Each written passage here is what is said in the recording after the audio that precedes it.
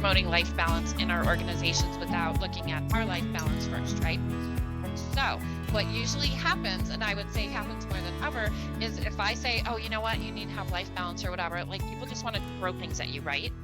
Like people are like, you know, like if I do this in public, I'm waiting for somebody to like chuck tomatoes at me. But truly, like, you know, I've had people say, well, you know, well, okay, I need more time. And we all need more time. And so I thought about the things that I hear people say. So the first is you can't pour from an empty cup. You've heard this, right? Mm-hmm. Put on your own mask first. You just got to make time for yourself. If you just relax, has any human in the world ever relaxed by being told just relax? You know what I mean? You just got to relax. It'll be fine. And then if you don't do it, someone else will. Anybody? Amy, give me a thumbs up if you recognize the suitcase. If you do not, oh, okay, I'm glad you don't, because I am going to show you the suitcase story. What did that do? Nothing.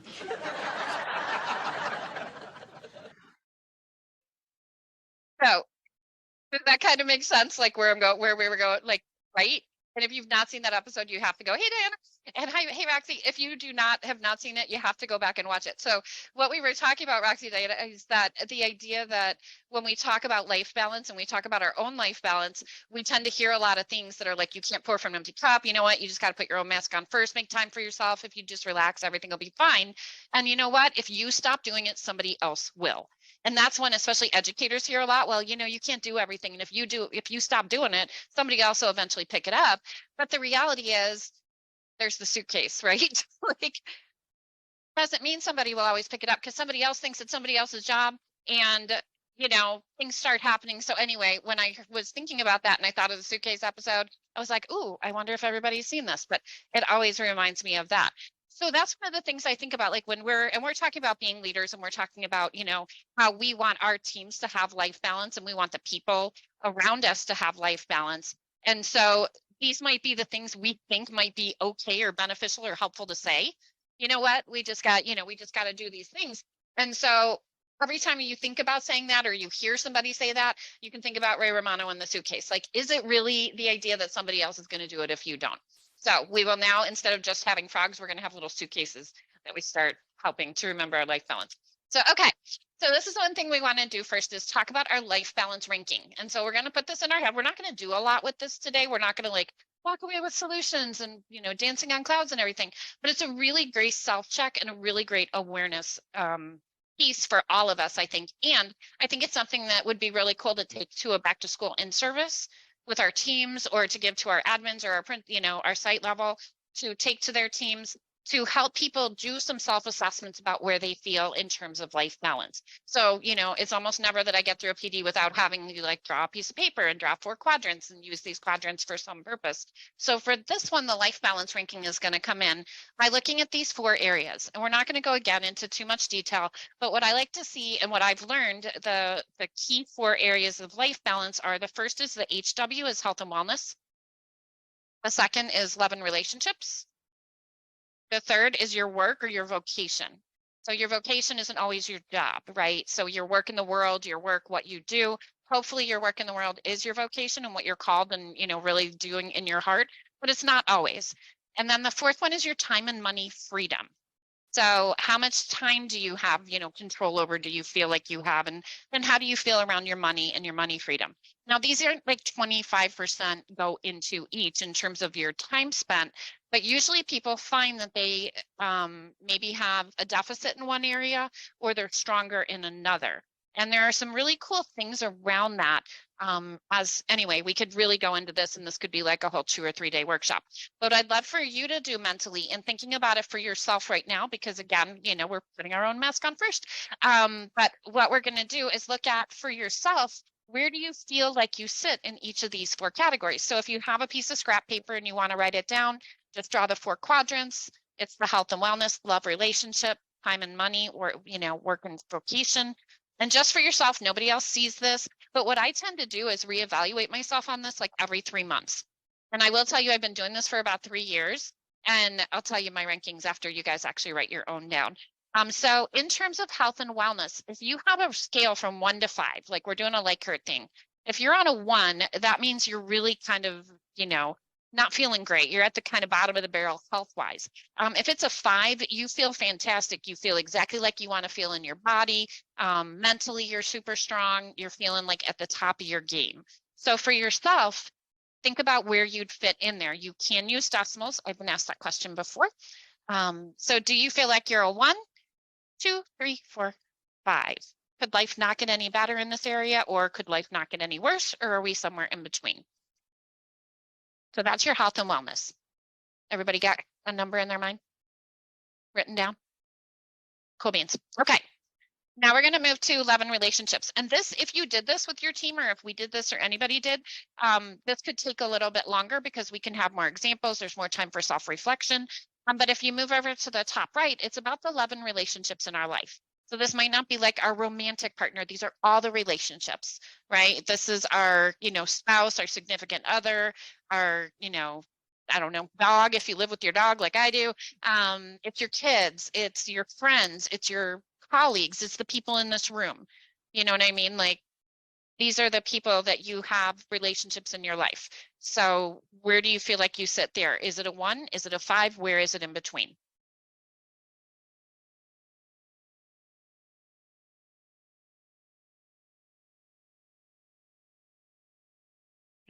Amy wrote a 0.5. And then if you move down to the bottom left, this is your work and your vocation. So for me, I consider my work to be, yes, my job, but I also consider it to be work like this that I do with AzTEA. So this is part of my vocation, what I consider to be like where my heart lies and my work in the world. So it's not necessarily that I just like manage a technical collaborative. I also have other things that I do. So that number might get a little wonky because if you're not feeling great in your workspace, but you're feeling great in the other work you do, or vice versa, number might have like a asterisk by it because you'll want to go back later and assess and break that down. You know what I mean? So that's again a 1 through 5, and you're doing this for yourself. And then number 4, the 4th quadrant is your time and your money freedom. So freedom is the big word. So, a lot of times people feel like they don't have either. You know what I mean? I hear that a fair amount, especially, with educators or people working in education.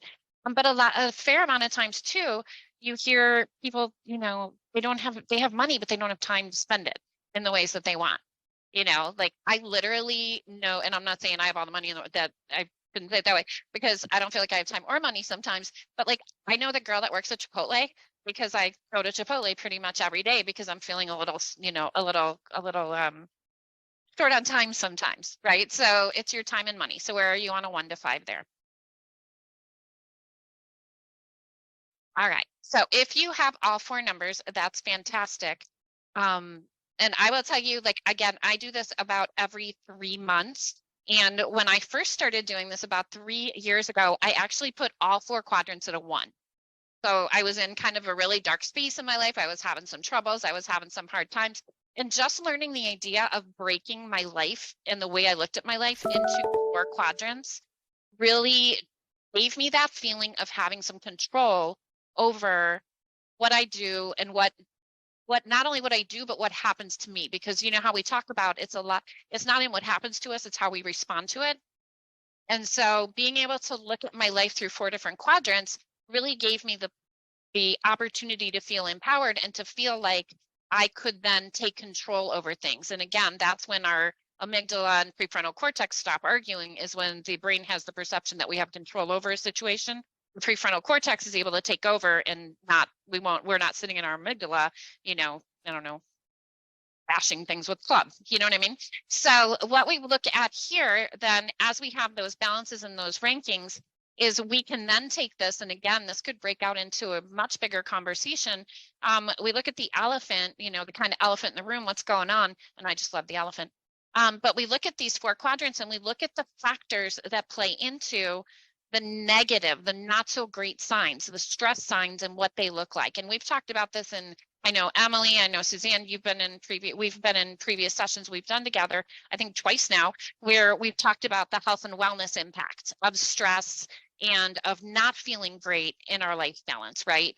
Health and wellness is, we have low energy, headaches. I didn't know that ringing ears can be a sign of stress.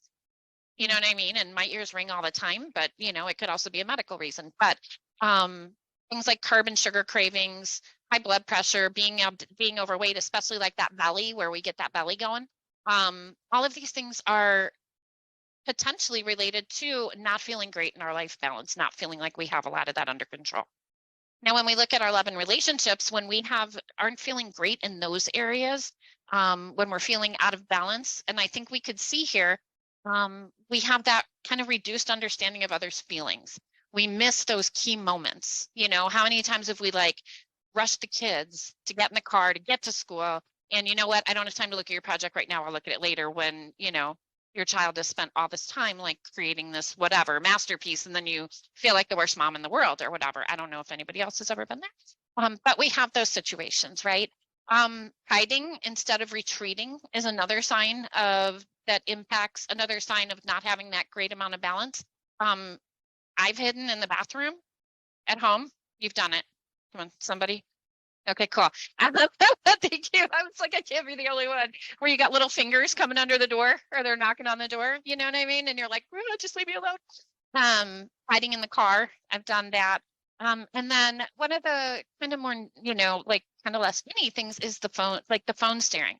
You know what I mean? Like when you're just, you know, you've got somebody and they're just kind of checked out, you're talking to them or they're talking to you and we're staring at our phones. It's a great way to escape. And it's just a sign. Like these are just things to be aware of in our lives to see if we are out of balance. You know, looking at work, looking at our vocation and our work in the world, we know, and we could look at this with our team members, if we're seeing these characteristics in them, is it possible that their life balance, you know, or their sense of wellness or their sense of well-being is off? And can we help in that way? Because maybe we're seeing people who are formerly really active are now kind of phoning it in. You know, it could be a lot of factors, but one of the factors just could be that they're just feeling stressed, they're balanced, they don't have that life balance and they could use a little support. And again, we're talking about yours right now. And so if you're feeling these ways, it's really hard to, going back to relationships, be aware and understanding of your colleagues, your coworkers, and the people on your team when they get into those stressful places. So you could see how it quickly becomes a negative spiral and a cycle that you're moving into. And then again, with the time and money freedom, what I thought was fascinating to me is that overspending is a sign of stress. Did you guys know this? I did not. And now I know why I know Amazon. The Amazon guy like knows my house so well. So what I didn't know is that you get a dopamine burst when you shop. You know, Suzanne, you got to do this because, you know, I didn't know this. And so, yeah, it says so much. And I have so many thoughts on that. But yeah, so like with your time and money, like overspending but even the flip side, over controlling money, feeling fear or guilt when you spend it, and then doing a lot of low value spending. You know, we talk about how your checkbook should reflect you know, you want your checkbook to reflect your values. Like if I was truly living my life and truly living my values, you could look at my checkbook and I wouldn't have any problem with you seeing how I spend my money. Well, that's not going to happen because it's totally there, but that's the idea. So anyway, so this is, you know, a really big conversation, I think, and a lot to take, you know, a lot to process, at least in my mind, when we're talking about just going back to, you know, what does your life balance look like? Because we want to make sure that we are recognizing that when we hear and when we say, you know what, just put your own mask on first, you can't pour from an empty cup, that's almost not necessarily helping, even though our intentions are so good. Like we say these to other people, we say them to ourselves as well. And that could become more troublesome than helpful, right?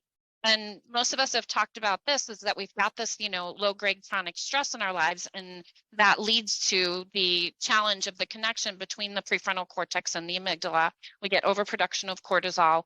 And then, you know, we've talked in the past about how, you know, if you're being chased by a bear, fantastic. I want all the cortisol in the world because I want to try to be faster than the bear, which you can't be under any circumstances. You can't outrun a bear. But the reality is we're just juggling things in our life so much that we've got all of that cortisol and all of that crazy going on. And that's really not helpful for our bodies. We know this. This is a slide that I've shared because I just love that it has been 0 days since I've bitten anyone. Is one of my favorite things that I've ever seen. When it relates to colleagues, I know that like I've had conversations with colleagues where I'm like, if I were in person, I might help you right now. So we're lucky we're virtual. So you know what I mean? It's really nice again to understand that these are very physiological responses to stress. And then again, that brings us into the opportunity to have some control over it.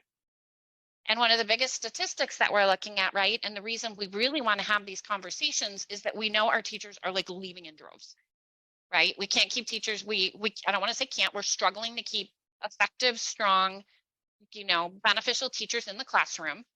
We're putting people in the classroom who aren't prepared to be there, who are well-intended. They have them, they have good hearts, they have whatever, but they're just not equipped, not all of them. Some are fantastic, but not everybody is. And so we have about 600,000 teachers in public education that have quit in the 2 years between January 2020 and March 2022. This is an issue. This is a problem, right? And I could do a plug for AzTEA. We're going to do in the summer a session on some staffing support. So be sure to come back for that, and we'll get that to you. But back to this, as you're looking and as we're looking at what we're doing, with supporting our staff, what can we do to support ourselves and to support those around us so that maybe we could get those numbers down? You know what I mean? So this is what Emily was talking about before, and I know Suzanne has seen, but it's looking at the way we could look at things. And I'm going to talk about that in a minute, because a shift in perspective is sometimes all we need in order to make some solutions happen. So if you've seen this before, pretend like you're coming in with the eyes of somebody who hasn't. And if you have seen this before, have not seen this before, what we're going to do is I'm going to count 30 in my head. And we are going to then, sorry, I got Suzanne late. Sorry. What we're then going to do is see how many numbers you can get up to. So you're going to start with the beginning number 1 and play like it's a puzzle. And starting at 1 and starting now, find 2, 3, 4, and continue and go from there. So go.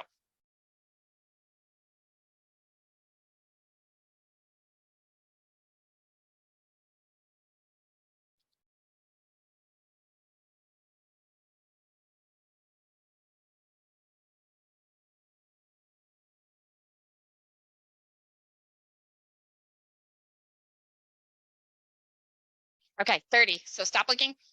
And who got to 5? Raise your hand. And Diana, you can raise your virtual hand. Oh, You did. Who got to 10? Who got to 15? Really? What about you? Are you frozen? Are you doing something else? Well, I've already seen it, so I was just. So you didn't play? No, I did play. I got to 25. Woohoo! Okay. oh my God, I got to 7. See? It's only because I've done it before, Diana. Okay. And that's what's awesome. Okay. So let's do this. So Emily's seen this before, and look at the difference, right? So you got to 5, you got to 7, you got to 10, whatever. Emily got to 25. So the reason Emily got to 25, I'll show you right now. So if I break it into 4 quadrants, which is what she said before, she said the quadrant helped her. Does that help a little bit? Yes. Okay. What if I do this and I show you the 1, and then I show you the 2, and then I show you the 3? Where's the 4 going to be?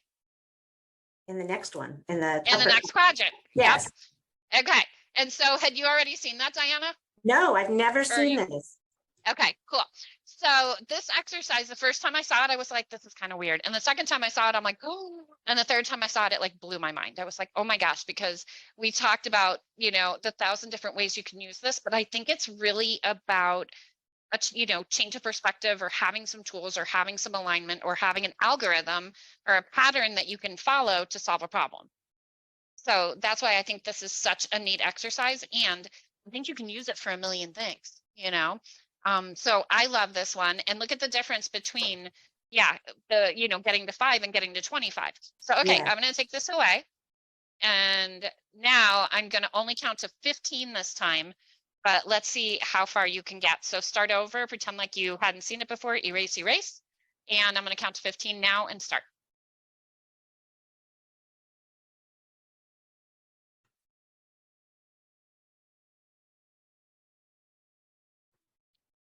Okay, that's only 15. That's half the time you got last time. Did you get to 10? Yes. Did you get to 15? I got to 14. You got to 14. Cool. Roxy, how'd you get? Oh, I got to 15. Exactly. Nice. Amy, did you get higher than 15? 15 exactly as well. So that's what, like an exponential increase in success, right? Just Yeah. by having the pattern, just by having somebody identify a path that will help you get to where you want to go. Well, can I So- also say that the first time I was panicking and this time I felt more in control. Does that make sense? Shut the door. That's awesome. Only because now I knew, like I had a pattern to follow or something. Like I knew. The first time I was like, oh my God. That's really cool because that's true. Like it just even though I had it up on the screen, like you could have been looking at it the whole time. Like even with Right. that, like the anticipatory pressure, so that's Yes. something really important to think about. I think about that with kids, like anyway, I won't even go into that when we do testing, but the anticipation Right. of it, right? Right. It, Yeah, I would say it helped me. Like, now I realize that I would search a section, search another one, and then go back to the same one I had just searched for the same number. Like, I was forgetting what I had tried already, and just like doing the same mistake twice. I think we could build like an entire like PD out of just this, right? Like, wouldn't it be kind of cool to just bring this exercise into a group and get a group of people together and just what could be created out of this? Ooh, you know what? I think that's a cool thing, Emily. We're gonna have to remember that because we could create a million different types of, training, professional development, and growth work out of this. Okay, cool. So, I think the next, like, tying into that, we go from there to, how can we help? Basically, because, we've got all sorts of solutions. It's Mental Health Month, which Diana, I was talking about how we came to this session today kind of accidentally. Like I wanted to say that we were so proactive and we planned so well because, we knew May was Mental Health Month. And so we were going to talk about wellness. And it really wasn't at all. It was like, you're like, why don't we talk about life balance? And we were like, okay, let's do that. That's cool. Yes. Right. Yes. And so that's really all there was to it. But it works out perfectly.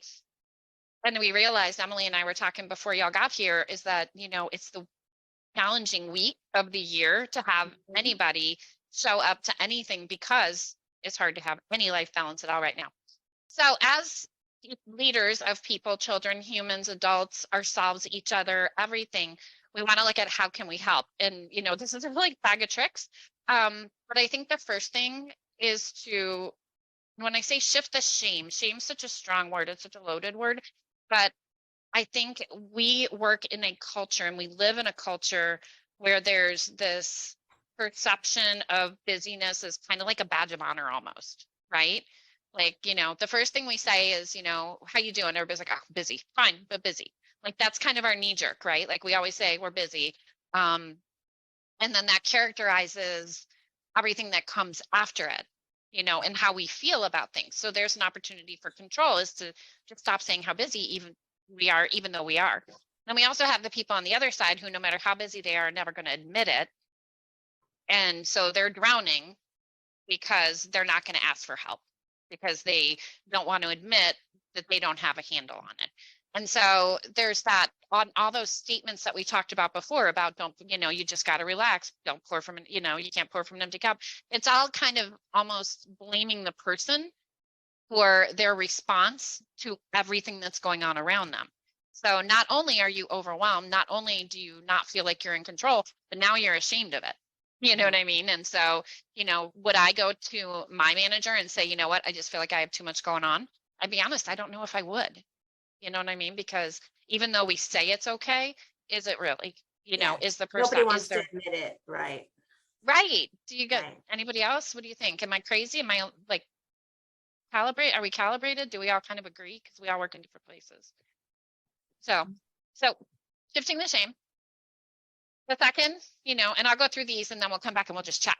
So the second being create a culture, right? Create a culture where, and that's not a one-stop thing, but create a culture where self-care is recognized, important, valued. I mean, we have focus time, the company I work for, we have focus time where and it's been leadership down. It had to come from, from our leadership to say, we're going to create focus time and that's honored, protected time every day, in your schedule. And so like in organization wide, Monday mornings are protected time.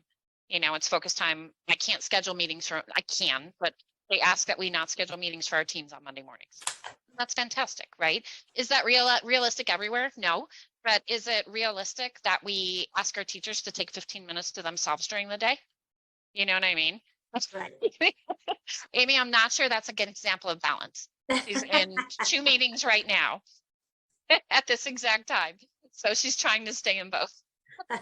I'm not sure that this is landing right for you. No, I'm kidding.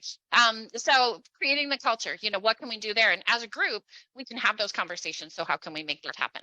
Modeling the practices. So one of the things like I know I do with my team is I purposely block out AFK time every day. And it's like 15 minutes, in the middle of the day. But every time I go, I leave my keyboard, I chat them in the group chat and I say AFK 15 minutes. I don't care. They're not even going to notice. Right. You know what I mean? That I was gone, but it's very intentional to say, hey, I'm taking this keyboard, AFK time. And then I'd love for you guys to do it as well. And, they don't, but could. And they know that it would be honored and respected. And then we begin each of our meetings with, hey, what's going on? What have you done? Tell me something great that's happened in your personal life so that we're not only talking, as we're doing our segues. The fourth thing is make it measurable. So what does self-care, what does wellness, what does life balance look like?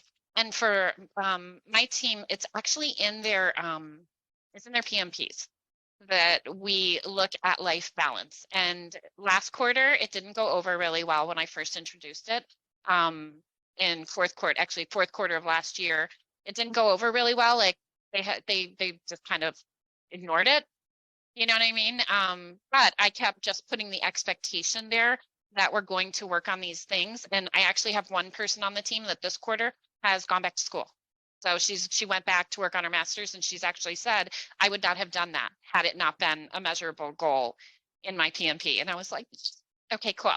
And then the last is make it visible, right? So if we can do this, and again, we're putting more things on our plates, but doing it in small bites and small measurables, and this is the kind of stuff that I thought we could kind of stop here and start talking about, but how can we start to help shift that shame, create the culture, model the practices, make things measurable and make them visible, because they are different. Making measurable and making visible, right? So I make that practice visible by going away from my keyboard. Today, before this, I actually was like, modeling the practice. I was going to skip lunch because I'm like, I have too much to do. I really wanted to prep better for this time together. But I was like, you know what? I need to model. I need to take lunch. And so I actually threw my dog in the car and went to Chipotle, talked to the girl that knows me because I'm there every day, and stopped and ate my lunch in my car. Came home and hopped here, and now I'm not quite as prepared for our time together today, but I really don't think any of you care. You know what I mean? And I ate, and now I can go to yoga at 4. So otherwise I wouldn't have. So that is pretty much where I thought we could stop for today, because I know we've got the breath, affirmation, gratitude, all of that we talk a lot about, but I can send that to anybody who hasn't seen it later. But I thought, I don't know, how does this land? What do you guys think? So I'm sorry I don't have a video right now, but that I'm on video. But I want to say, when I came into the meeting, you were in the 4 quadrants of health and wellness and finance. And when you're going through that, I was kind of like, wow, I'm in worse shape than I thought I was. I kind of got a little bit like, I know I'm not good at life work balance. And when I looked at that, I was kind of like, oh man, there's more things I hadn't even thought about that I'm not good at.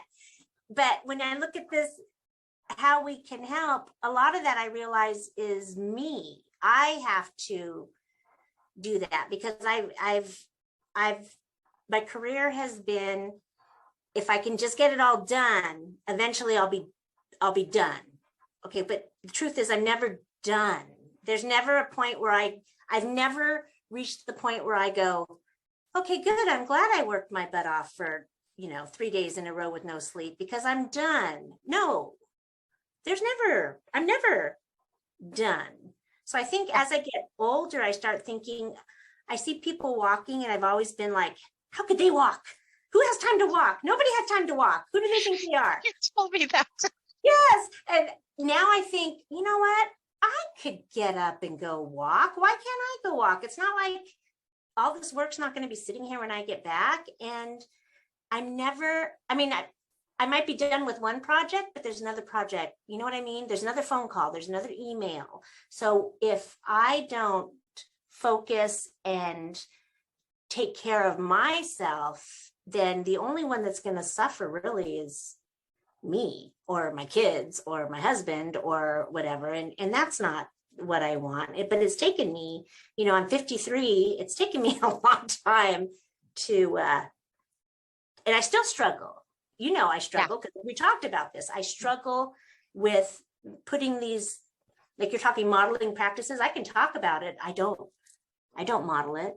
You know, my staff goes on walks twice a day. They walk for 15 minutes just around the district office and come back.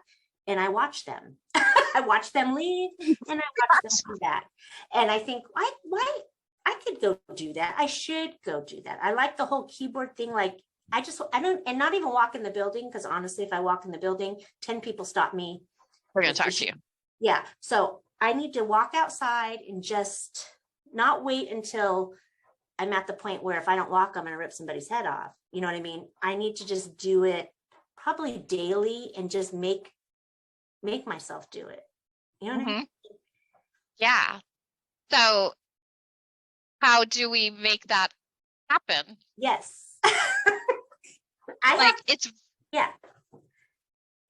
It's like a flat out decision, right? Right. It's a conscious effort. It's like I think in the beginning, I'm hoping in the beginning, it'll be a conscious effort. And then as I do it, because you know why? I feel guilty. I don't know why. I feel like if I'm not sitting here 24/7 doing my job, something's going to fall through the cracks. And honestly, in 20 years, that hasn't happened. The building hasn't happened yet. They haven't closed the district because Diana went on a 15-minute walk. You know what I mean? Like, but I don't know. I think that's just built in for years of climbing, I guess, and wanting to make a difference and all of that. I guess that's probably what it comes from. So what do you think, Emily? What do you think? Came off me. What were you going to say? The only thing I was thinking is just like maybe thinking of it as it's not for you, but it's for the people that work for you. Because I focus a lot on, obviously people in education are just used to working their butts off and they're just not going to stop, or they feel guilty. And I talk all the time about like, you come to work and you do your best, but like, don't give extra time to the district if it's not, you're not getting paid for it. And that sounds bad, but it's also like, we have to take care of ourselves, because if we're not taking care of ourselves, like you said, more and more people are leaving. And if we all leave, then where are the kids at? Where are the districts at? So just focusing on, I do it for myself because I know people are watching what I do. And so if you're modeling it, it's more likely to impact the people that are watching you, I guess. That's a great point. That's a good point. Very good point. Yeah. I put it on my email signature. Like if you get this email outside of your work hours, like don't feel like you need to respond or something. It's more eloquent than that, but just so people don't feel like they get an email from me and they have to respond. Right. I'm like, no, wait until you're back at work.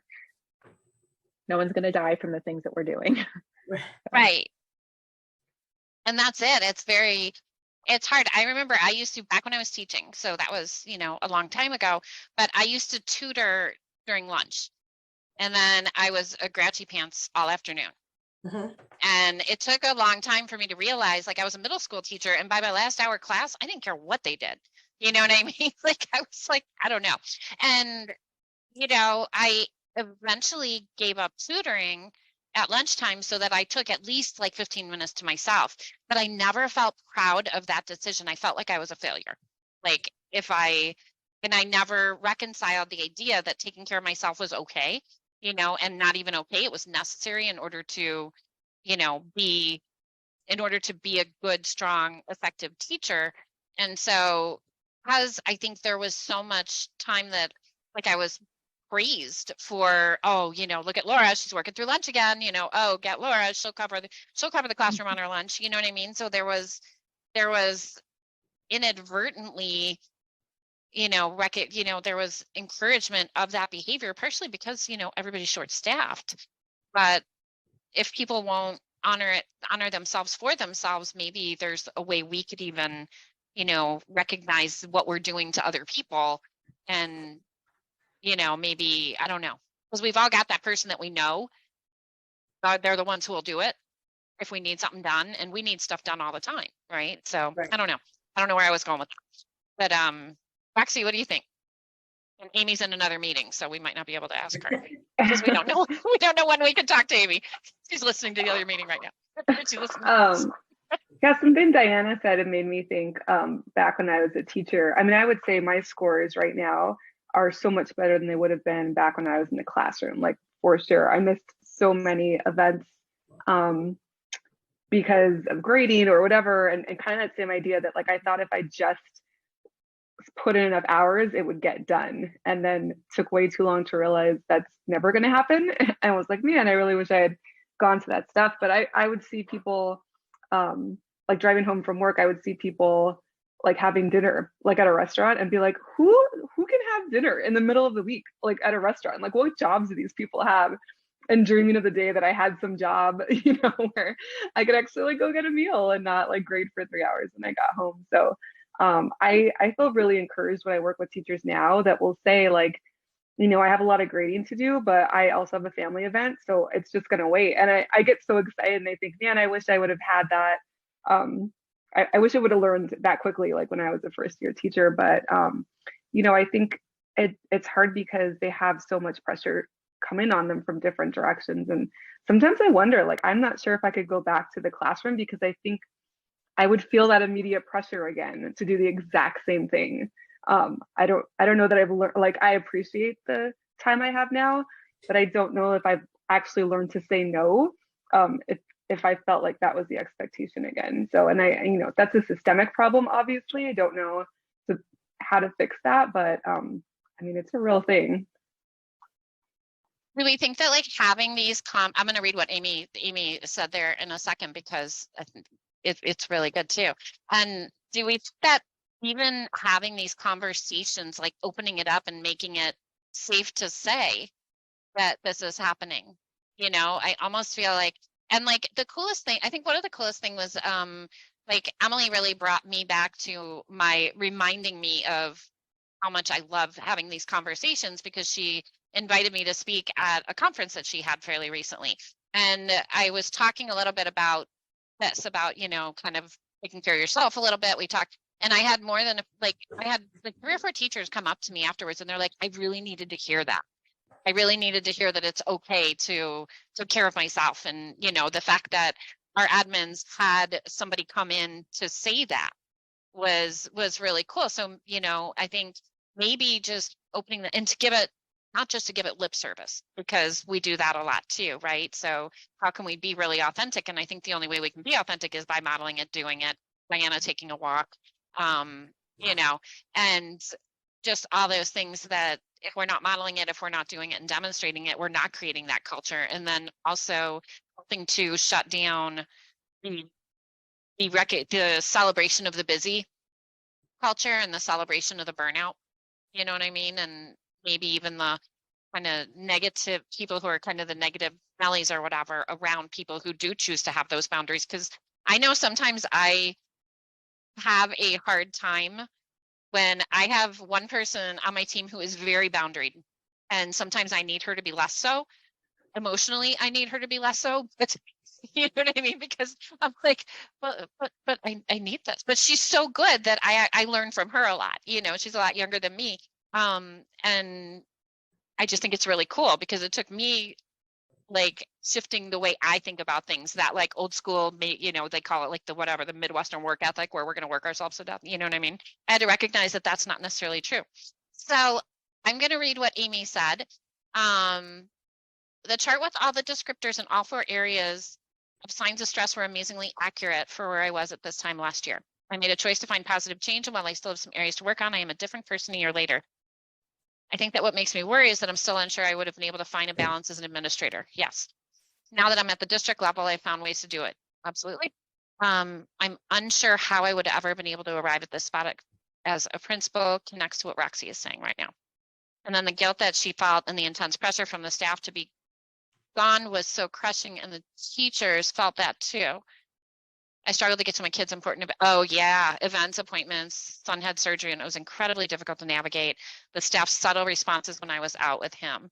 And it is, she believes it is systemic and will require fully staffed schools with high quality people to make progress.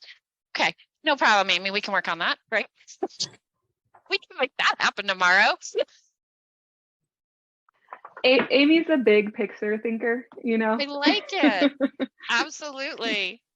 And AzTEA will be on that. Diana, we got that, right? Emily, Yes, we for got sure. that? No problem. We got that. We got that. So Emily's hopping off because she does have a meeting that's going to last for like 3 or 4 hours. So take a walk, take a break, do something. Bye, Talk Emily. to you later. Bye, Emily.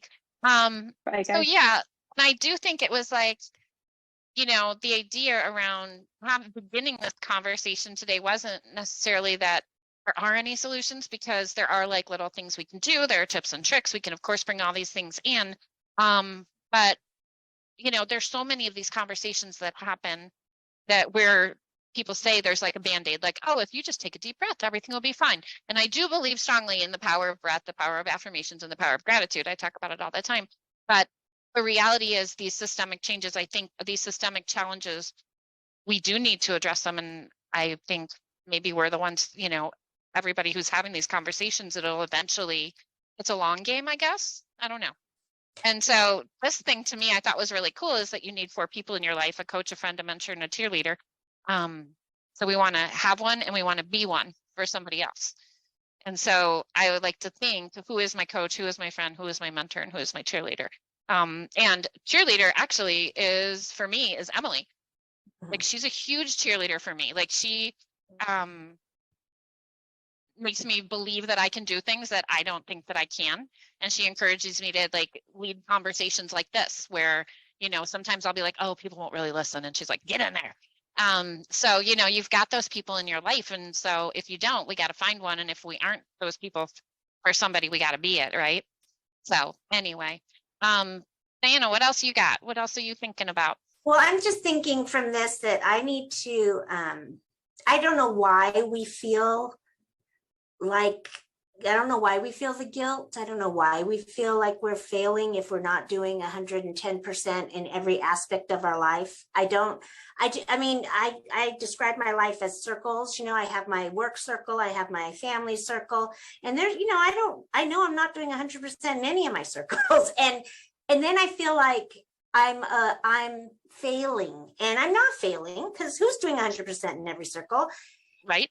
So I'm looking at these and I'm thinking the other thing is, what am I doing to my staff? So if I'm here 24/7, they're always out there. I'm looking out right now and there's half a dozen sitting right outside my office. And so if I'm not taking a break or walking away, or do they feel like, well, I can't go to lunch because she doesn't go to lunch, or I have to be there, you know, at 6:30 because she's there at 6:30. And now I'm thinking, well, I do not, if any of them wanted to go to lunch, I would not go, oh my God, what a loser. I mean, right.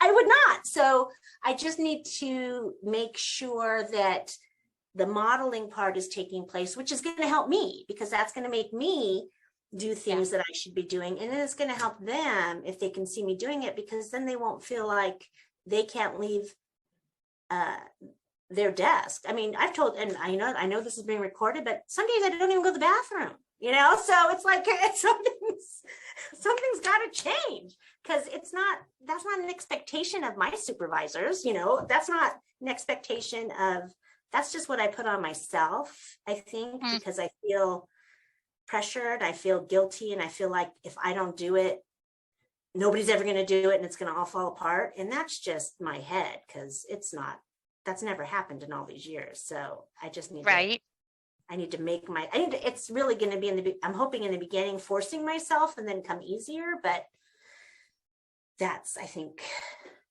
I know that doing it for other people, to me, I interrupted you. I'm so sorry. No, you didn't. The doing it for other people, I think, is such a great thing, right? Because we all came into this because we are maybe nurturers or whatever, or, you know, there's a reason, and helping other people. Like a lot of times I think I'll get outside of myself if it is to help somebody else, because I'm a super incredible introvert, and people don't tend to believe that about me, that I'm phenomenally introverted. But it's the idea that we can, you know, if you're doing something for somebody else, you get past like your shyness or your reservations or your whatever. So I think that's super important. And then I think having two things, like one, having an accountability partner, which I know sounds corny, but it's also so true. Like now I'm going to text Diana and start saying like, so did you take a walk today? You know, That's and nice. I like that. I'll need that. So, you know, like finding somebody else to be your buddy. And this is interesting because one of the things, and this is totally true, and I could find the articles, but part of what I'm studying in school is the benefits of the cohort model, you know, using a cohort, you know, buddy system, actually cohort model for integrating wellness programs into into school environments, focusing on educators, not focusing on students. And there's, you know, programs in Montana, there's been programs in Australia. Those are two that I was recently reading about, that the effectiveness of wellness programs that were integrated into schools, they make a direct correlation to the fact that it was done in a cohort model, as opposed to the one-offs, you know, like where I'll speak at a conference and I'll talk about, you know, power of, you know, breath. And then a teacher will go back and implement it in their classroom and I'll hear about it 6 months later, you know. But if we do this with cohorts, if we get groups, if we get, you know, the 6th grade PLC group to do it together, you know, we might have stronger implementation, stronger sustainability. And, you know, so maybe that's something that as a group we start talking about, what can we do in that area? I don't know. And then the second, one thing, Diana, I was thinking about, I wanted to say around the 4 quadrants, one of the really cool things is not maintaining, you know, an exact, you know, amount of effort in all of them at the same time is necessary, because if you work on any one, the others all benefit. Like it's really interesting, you know, like if you work on focusing on improving health and wellness, all the other things sort of start working themselves out. So what it's recommended to do, hold on, I'm going to switch back and then I promise I'll stop talking. You know, one of the great things to do, are you guys seeing, yeah, you're seeing this one, is to pick the one where perhaps the number's the lowest, you know, so maybe you've got 4s in all areas, but a 2 in one, you know, that area, and make that an area of focus and attention to send it love, send it good energy, send it all the good things. But if they're all kind of low, like I had that time in my life where literally everything was a 1, and I chose to focus, you know, on health and wellness at the time. And it was literally all I did was write down 5 things I was grateful for. Like I didn't have to change anything else in my life. I wrote down 5 things I was grateful for every single day. And then over a period of 2 weeks, because I actually tracked it over at a period of 2 weeks, all the other areas started improving. You know, it was really interesting. So again, taking it all the way back to what we were talking about what you feel you can control. You know, if we can give that path, if we can give that direction to what we can control about things, that allows our brain, our prefrontal cortex to take over, and then really good things start to happen. So it's, you know, it's magic and science at the same time, which I think is cool. You know, all right, well, I managed to talk for an entire hour. I apologize. What else we got? Oh, we're at exactly 3 o'clock. So we can like do our formal stop right now, but stick around for a couple minutes. What do you guys think? Is this beneficial, useful, good use of time? This has really helped me. I'm Yay. being perfectly honest. I'm going to, now this is my fear, is that tomorrow I'll wake up and go, what was all that? Because I have too much to do. So I have to make sure I have to make this conscious effort, and I'm definitely going to try, but this has been very helpful. It's giving me some tools, some things to try. So awesome. And we could do this again. And again and again. And to me, this isn't something that you hear once. You know what I mean? Like you hear it again and you pick some new things out. At least that's been my experience. I don't know. Roxy, what do you think here? I always love I mean, I will be honest, things that involve the word wellness sometimes make me a little nervous, but this was like really, truly interesting and helpful. And I think especially the last thing, I was just thinking like, man, when I am feeling good, like health wise, like when I feel like I'm eating right, when I feel like I'm exercising every day, like the, you know, love relationship area, like I just am in such a better mood. It makes me want to like spend more quality time. Like it's really interesting now that you say that, how much that in particular affects like the other quadrants, and just kind of keeping that in mind. Yeah. That's awesome. So it's interesting. Yeah. Amy, any final thoughts that you want to drop in chat? She said, I know true multitasking is not a thing. That's true. Knowing you guys got the majority of my tasking during the 2 meetings. Oh, cool. LOL, thanks for the connection today. I would love to connect again. Yay. All right. Well, I so appreciate everybody. Thank you. And I'm with you, Roxy. It's a little scary for me to say wellness because I know people are like, well, all right. You know what I mean? But it's actual, I always say it's like science and magic because there's science behind every single thing that we talk about when we talk